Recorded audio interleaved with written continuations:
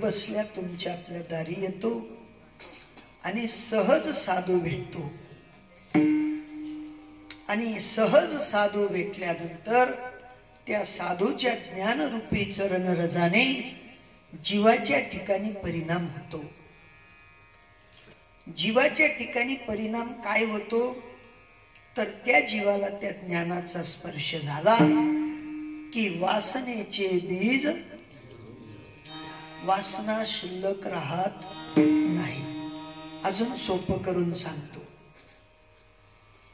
तुम्ही शेतीमध्ये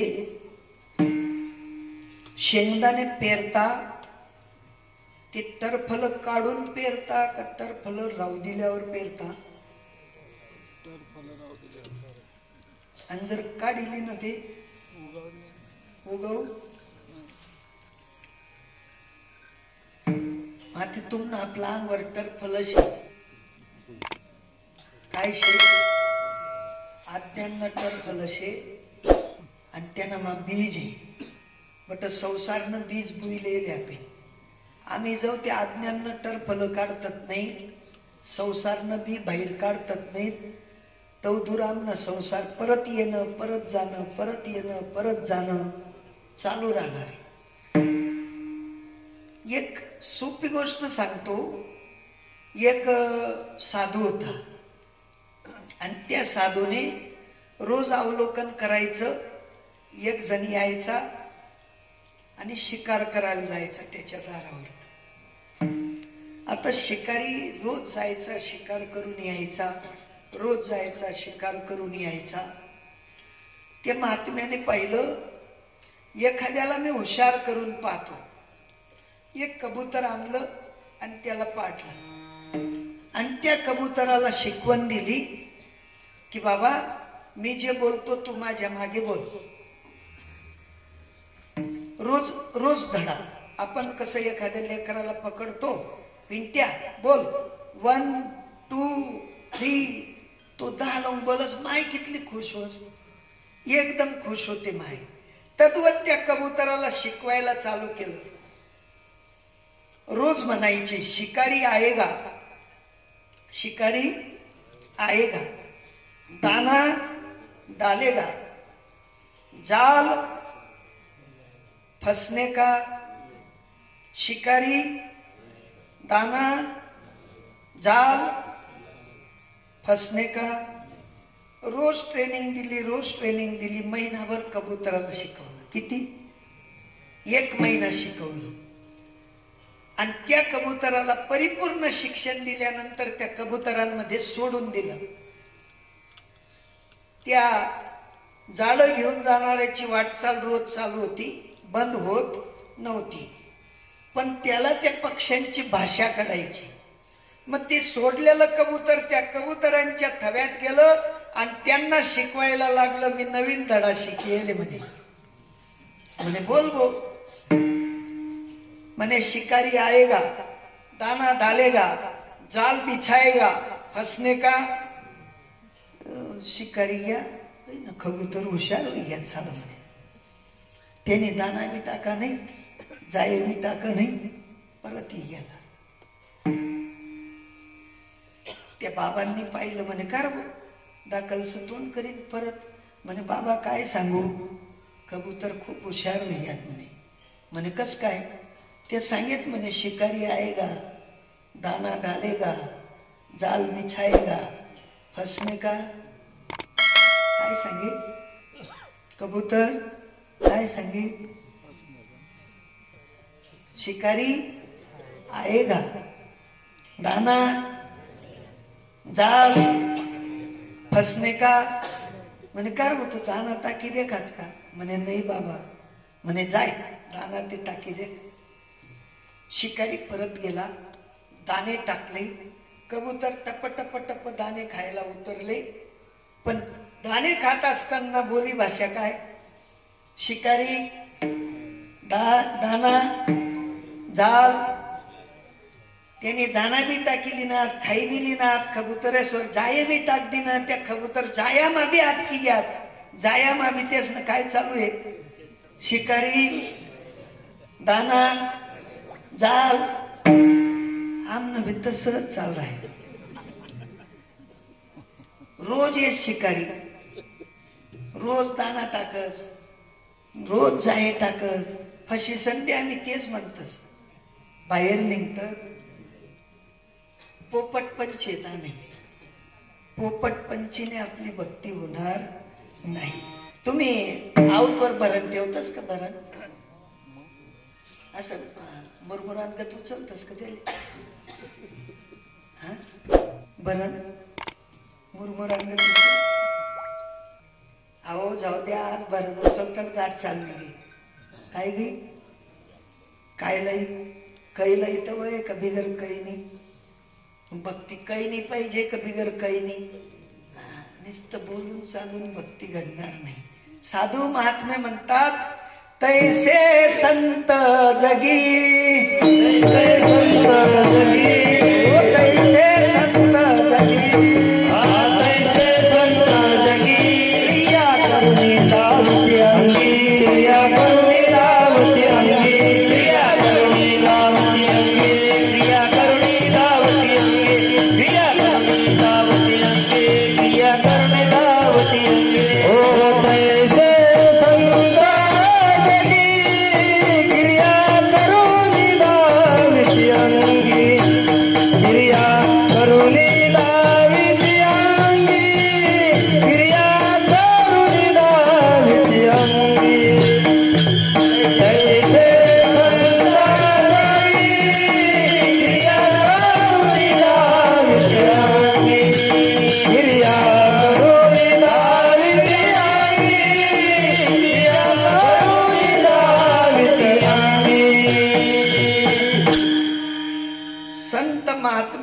आपल्याला क्रियात्मक पद्धतीने भक्ती शिकवतात.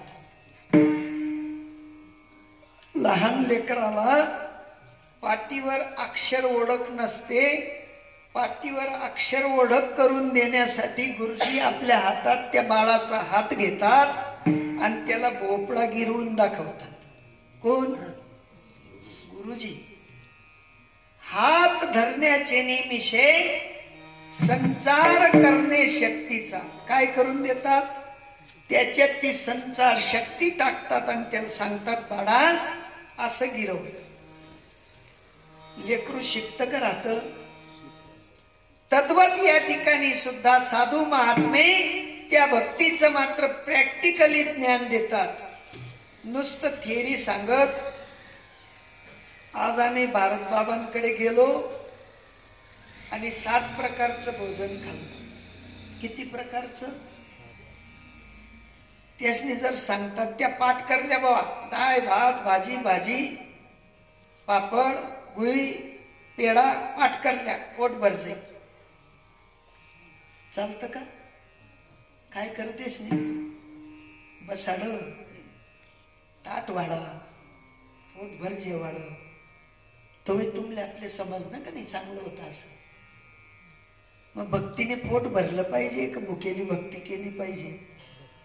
प्रॅक्टिकली भक्ती ही साधू शिकवतात आणि साधूंच्या भक्तीने जो भक्त बनतो त्याच्या जीवनात कुठल्याही प्रकारची वासना शिल्लक राहत नाही.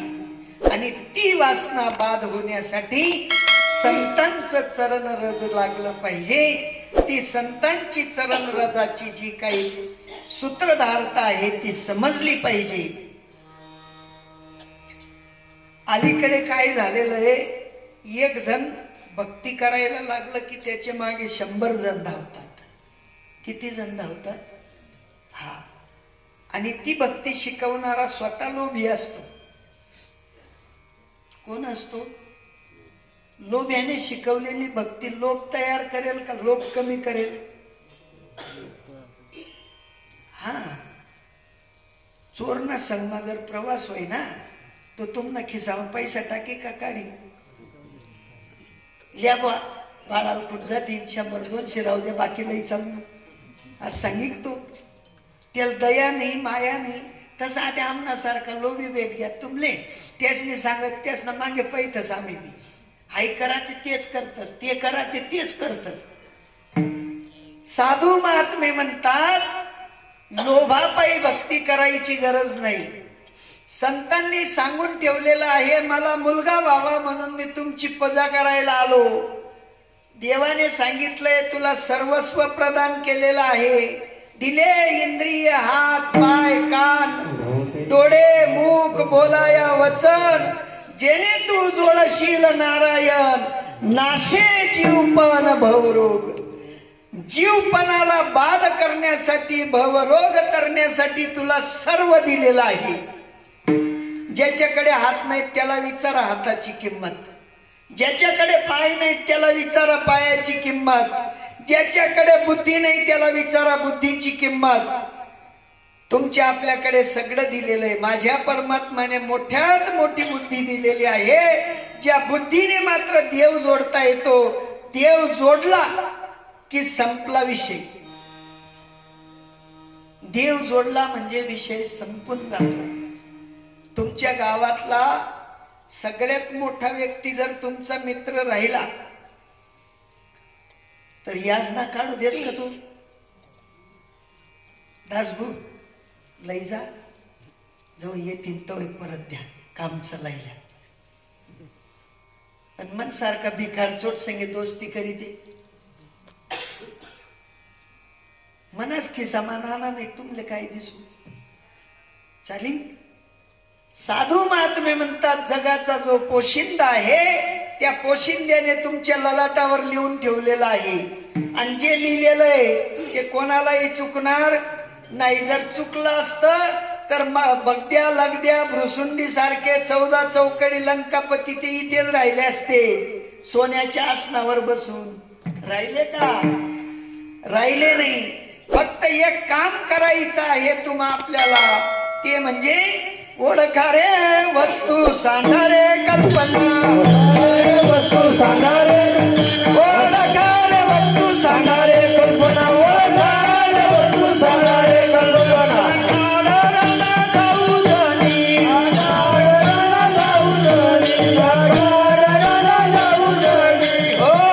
आडरानात जाण्याची गरज नाही.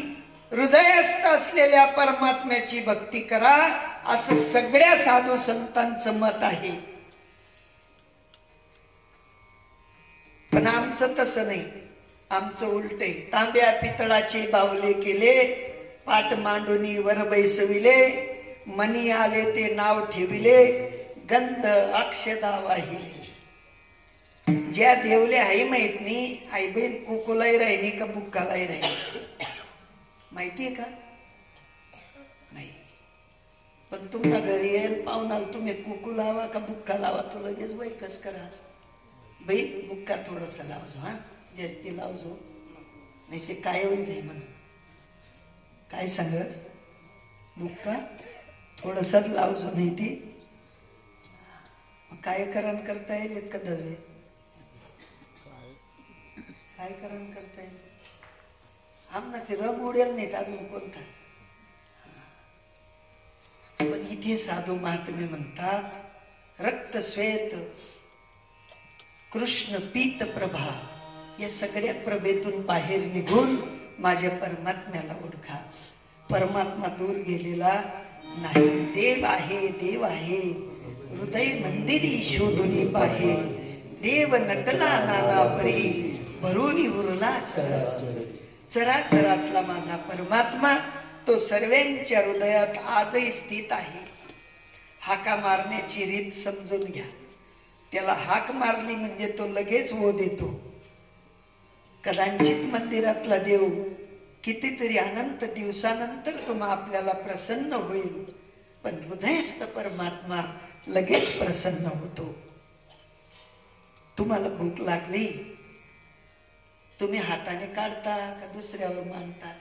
देव घेईन भज्या काढ, देव घेईन आज सांगतच. भूक लागली ते भाकरने डाल की काढ, देव घेईन. दुसऱ्यावर सांगत नाही. आतून आवाज येतो, भुकेचा आतून आवाज येतो, प्रसन्नतेचा आतून आवाज येतो. मग भक्तीचा आवाज आतून असला पाहिजे का बाहेरून?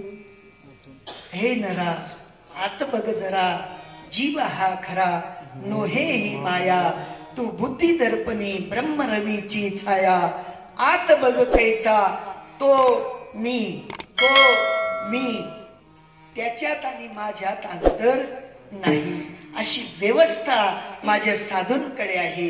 साधू महात्मे म्हणतात इकडे तिकडे शोधायला जायची गरज नाही. इकडे तिकडे शोधी शिकारे, फिरशील वेड्या परी, वसे तो देव तुझ्या अंतकरणामध्ये. देवाची वस्ती आहे आणि ती वस्ती माझ्या साधूंनी सांगितली ती म्हणजे संत चरण रज लागता सहज. मग वासनेचे बीज जडून जाय, मग दुसरी तिसरी वासना शिल्लक राहत नाही. अखिल कोट ब्रह्मांड नायक माझा सखा होतो, मित्र होतो. आणि मग काय परिणाम होतो, तर परिणाम असा होतो की संतांच्या मार्फत ते सूत्र भेटल्यानंतर राजयाची कांता काय भीक मागे, मनाची या जोगे सिद्धी पाळे. सद्गुरु सारिखा असता पाठी राखा, इतरांचा लेखा कोण करी. एवढी परिणाम स्वरूपा भक्ती आहे आणि त्या परिणाम स्वरूपा भक्तीसाठी संतांकडे जावं लागेल. अजून सोपं करून सांगतो. तुमले बटा असले पुऱ्या रांधता येतेस का मायावर? आमनाकडे सुरतमा बट भाडानच भेटस. पुऱ्या रांधणारीन बी भाडानी, खापर बी भाडानं, चुला बी भाडानं. तुमनाकडे चांगले, तुमले येतेस ना बट असले नैवनीत रावण्या करण्या पडतेस का नाही? मोठ माय आमना आज नाही असं एवढस तोंड करीन जातेच पाहिजे. कारण आयडिया नाही. आयडिया नसली तर केविल वानं तोंड होत, पण आयडिया असली तर भारी बरच का नाही माणूस. भारी भरायला पाहिजे का नाही? भक्तीवर भारी भरा. केविल वानं तोंड ठेवू नका. मोठे वा मोठे. हा कितला दिन दाखल सर अशात? हा कितला दिन लगन होई गे, टेपारण्या होई ग्या तरी दाखला जे म्हण पिंट्या दाखला जे वाला निघ जायत माहित पडी मोठा होई ग्या असं. हा सोपं आहे हो, काही कठीण नाही. साधू महात्मे म्हणतात अनु रेणू या थोकडा का आमचं स्वरूप तेवढंच आहे. आमचं स्वरूप लहान नाही आणि आमचं स्वरूप ज्या वेळेला मोठं होतं त्या वेळेला मात्र काय तयार होतं तर अभंगाचं दुसरंच. मग रामनामे उपजयावरी, मग रामनामे उपजयावरी, मग रामनामे उपजयावरी, मग रामनामे उपजयावरी.